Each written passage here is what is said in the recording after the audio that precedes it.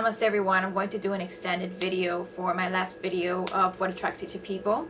And I noticed I have a lot of comments on the first house people. A lot of people had Venus in the first house, and we had a little discussion about confidence, okay? And a lot of people agreed that having Venus in the first house, you want a person that's more confident. Okay, the girls, the ladies were saying, I want a man that could fight and protect me, and I want someone that could stand up for me, because or else why would I want him around for? And I actually agree with you completely, 100%. Okay, because in the first house, the ego is given value. Okay, it's given a blessing, a dharma.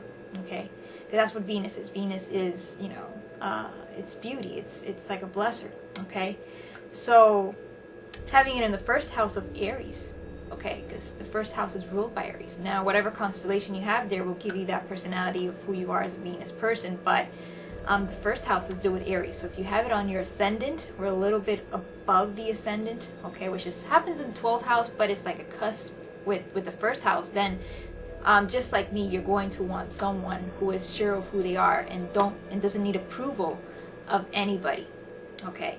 Because those people already have that inside them, that they don't need the approval of anybody themselves, okay? And let me give you an example. I'm the type of person that I don't care what other people, think about my appearance or who I am as a person, because I'm already sure of who I am. Therefore, I don't really need their approval, okay?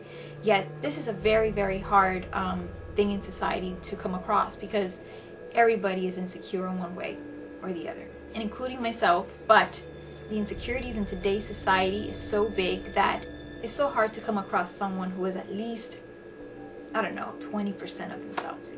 Usually they're trying to pull off some sort of masquerade. They're trying to pull off some sort of image to be liked by society, because they don't like who they are. They don't like who they see. They don't try to invent themselves. They don't try to reinvent themselves to become likable to themselves. Okay, they want people to like them. They want approval. And what I call these suckers. Okay, these are suckers. These are people that suck the self-esteem out of someone, that need to suck the self-esteem out of someone in order to feel better, to compromise for that ego that is missing that blessing.